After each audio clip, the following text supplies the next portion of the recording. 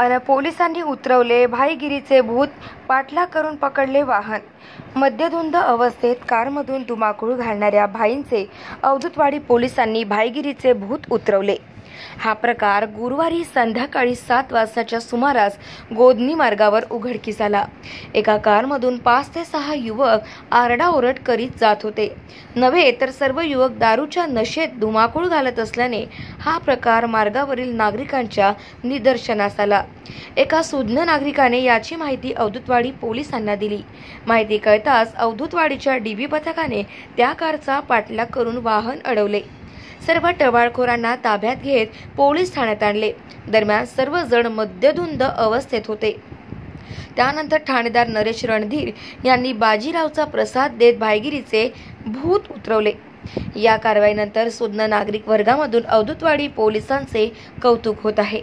गुन्हेगारी क्षेत्राशी लिप्त असणाऱ्या कुणाचीही गय केली जाणार नाही, अशी प्रतिक्रिया ठाणेदार रणधीर यांनी दिली।